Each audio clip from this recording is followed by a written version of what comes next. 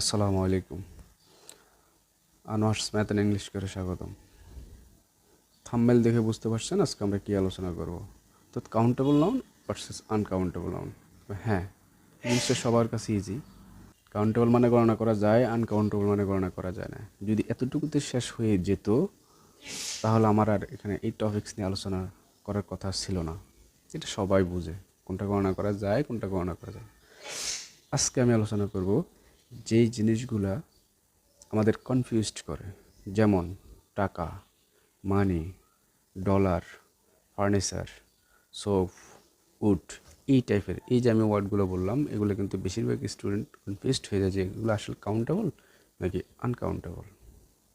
সেটা নিয়ে আজকে আমার আলোচনা। যেমন টাকা, মানি, দুটো কিন্তু অনেকটা কাছাকাছি শব্দ। তবে আপনি কাউকে গিয়ে বলেন না যে আমাকে 10টা মানি দেন।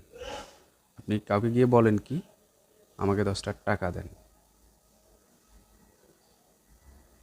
রাইট? আবার কাউকে গিয়ে বলেন যে আমাকে 10টা ডলার দেন, এটা বলতে পারেন। এবার আসি, আপনি কাউকে গিয়ে বলতে পারেন না যে আমাকে একটা ভালোবাসা দেন, একটা সততা দেন, একটা লাভ দেন, একটা অনেস্টি দেন, একটা শৈশব দেন বা একটা চাইল্ডহুড দেন। এগুলো বলতে পারি না।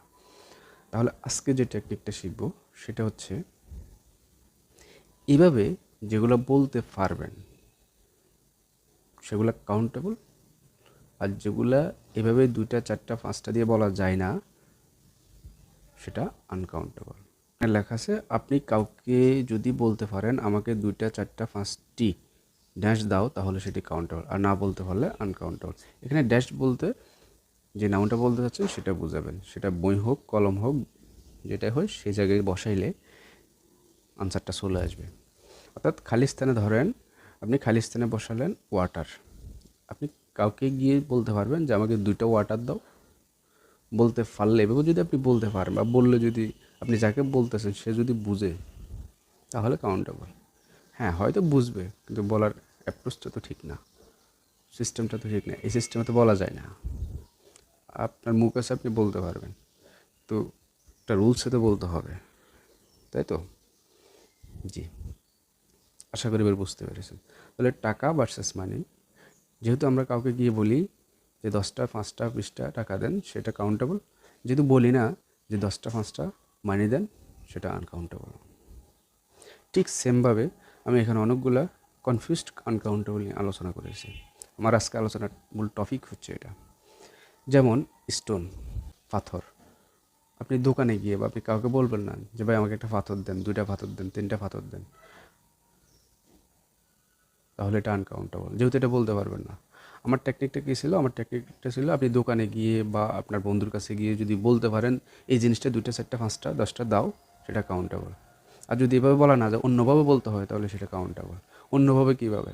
যেমন আপনি দোকানে গেলেন, ফার্নিচার কিনবেন, দোকানদারকে যদি বলা হয় যে ভাই আমাকে একটা ফার্নিচার দিন, দোকানদার কিছু বুঝবে, কারণ ফার্নিচারের মধ্যে তো চেয়ার আছে, টেবিল আছে, আর অনেক কিছু আছে। আপনি দোকানদারকে বলতে হবে যে ভাই একটা চেয়ার দেন বা একটা টেবিল দেন, এভাবে বলতে হবে। তাহলে চেয়ার টেবিল হচ্ছে কাউন্টেবল, কারণ এগুলো আমরা 1 2 করে বলতে পারতেছি। আর ফার্নিচারটা আনকাউন্টেবল। ফার্নিচার নিয়ে প্রশ্ন অনেক হয়েছে, মানি নিয়ে অনেক প্রশ্ন হয়েছে, মানিটা আনকাউন্টেবল। তাহলে এতক্ষণে বুঝতে পেরেছেন যে কেন আনকাউন্টেবল, কেন কাউন্টেবল। এরপরে আসেন, এখানে আছে বিফ। কনফিউজড আনকাউন্টেবল, এখানে আছে বিফ। বিফ মানে কি? গরুর মাংস। দোকানে গিয়ে আপনি কি বলেন যে একটা গরুর মাংস দেন, একটা বিফ দেন, 2টা বিফ দেন? বলেন না, যেহেতু এটাভাবে বলা যায় না সেটা আনকাউন্টেবল। আর যদি বলা যায়, বলতে হবে কিভাবে? 1 কেজি বিফ দেন বা 2 কেজি বিফ দেন। এই যে আপনি বিফের আগে কেজি বসাইছেন সেটা হয়ে গেল কাউন্টেবল নাউন। তাহলে এখানে এই জিনিসটাও শিখতে পেরেছেন যে একটা আনকাউন্টেবল নাউনকে কীভাবে কাউন্টেবল করা যায়। অর্থাৎ ধরেন বিফটা, শুধু বিফ বললে এটা আনকাউন্টেবল। যখন আপনি বললেন 1 কেজি বিফ দেন, অর্থাৎ আগে দিয়ে কেজি বসালেন, তখন এটা হয়ে গেল কাউন্টেবল। আশা করি বুঝতে পেরেছেন। এরকম অনেক কিছু আছে, যেমন ব্রেড, রুটি। আপনি দোকানে গিয়ে বলতে পারবেন যে হ্যাঁ একটা রুটি দেন, 2টা রুটি দেন, একটা ব্রেড দেন, 2টা। দোকানদার বুঝবে না। ব্রেডের অনেক ব্র্যান্ড আছে, অনেক নাম আছে, আলাদা আলাদা কোম্পানি আছে। আপনি বলতে হবে এই কোম্পানির এই ব্রেডটা আমাকে দেন, তাহলে দোকানদার বুঝবে। এরপর আছে ফান। ফানটা কি? দোকানে গিয়ে বলবেন আমাকে একটা ফান দেন, 2টা ফান দেন, 3টা ফান দেন, বলতে পারবেন, তাহলে সেজন্য এটা আনকাউন্টেবল। মানি তো বললাম, এরপর আছে মানি তো বললাম, কারণ আপনি বলতে পারবেন না যে একটা দুইটা চারটা মানি দেন, বলতে পারবেন না, সেজন্য এটা আনকাউন্টেবল নাউন। আশা করি এতক্ষণে বুঝতে পেরেছেন যে কোনটা কাউন্টেবল কোনটা আনকাউন্টেবল। কারণ আপনি লাভ দোকানে গিয়ে বলতে পারেন একটা লাভ দেন, দুইটা লাভ দেন, দোকানে গিয়ে বলতে পারবেন না যে চারটা অনেস্টি দেন, পাঁচটা অনেস্টি দেন, যেগুলো বলতে পারবেন না সেগুলো আনকাউন্টেবল নাউন। আশা করি বুঝতে পেরেছেন।